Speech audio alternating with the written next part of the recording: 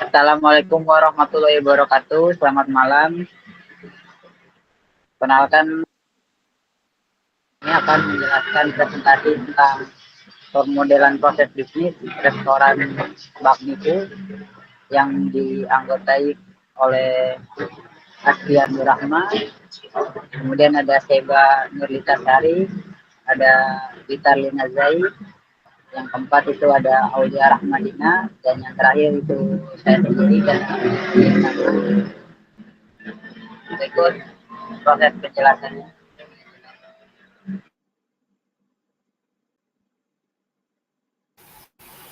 Oke, terima kasih untuk Mas Danar atas pembukanya. Selanjutnya saya akan menjelaskan manajemen stok bahan baku di Resto Bakmiku.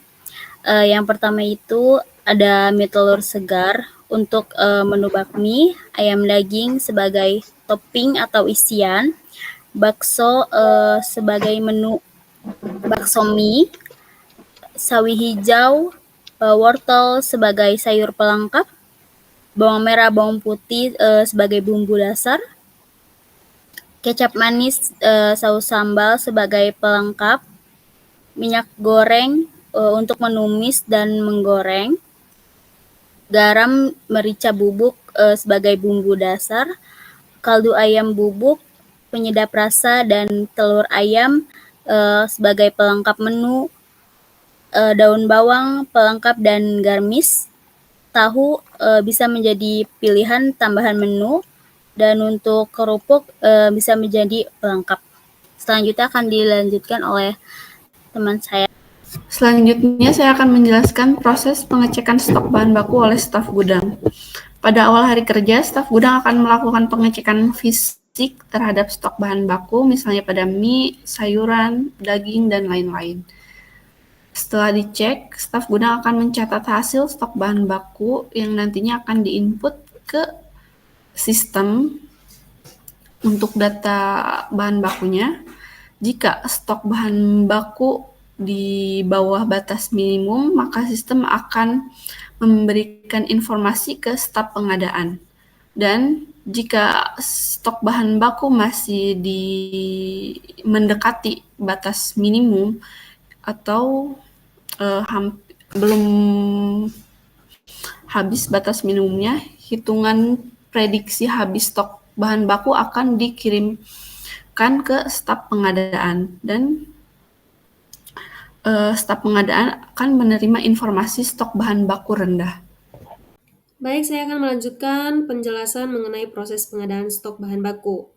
Setelah staf pengadaan menerima informasi dari sistem bahwa stok bahan baku rendah, maka langkah pertama yang ia lakukan adalah melakukan pemesanan bahan baku kepada pemasok. Pemasok mengirim estimasi biaya kepada staf pengadaan, dan staf pengadaan akan melakukan pembayaran deposit.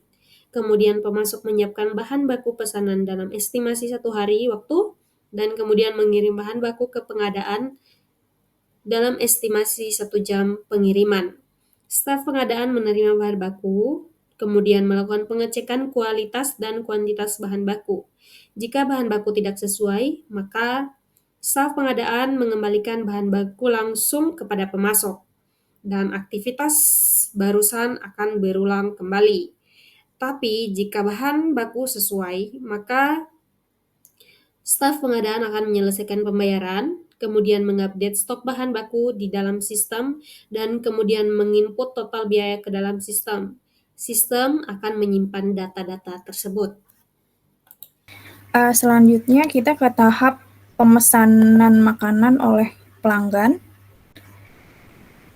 Pertama, pelanggan pada saat datang dan duduk di restoran, pelayan akan memberikan menu fisik kepada pelanggan. Lalu pelanggan memilih menu, dan setelah memilih menu, ada pilihan dine-in atau bungkus, dan jika sudah terkonfirmasi, pelayan akan menginput pesanan ke sistem. Nah, di sistem nanti sistem akan mengecek apakah bahan bakunya itu cukup atau tidak.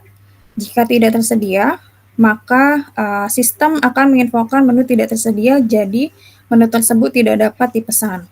Jika menunya tersedia, Lalu si sistem ini akan mengirim info pesanan ke koki, dan koki akan memproses pemasakan makanan estimasi dalam 20 menit. Setelah makanan jadi, makanan akan diteruskan ke pelayan dan pelayan akan mengantar makanan tersebut ke pelanggan. Setelah pelanggan menerima makanan, pelanggan akan membayar di kasir untuk proses pembayaran. Proses pembayaran akan dilakukan di kasir, dan kasir akan mengecek struk pembayaran dan mencetak struk pembayaran berupa invoice atau receipt yang akan diterima oleh pelanggan. Proses pemesanan makanan oleh pelanggan telah selesai. Oke, jadi itu yang dijelaskan oleh kelompok kami. Yang pertama itu ada manajemen stok bahan baku. Kemudian itu ada proses pengecekan stok bahan baku.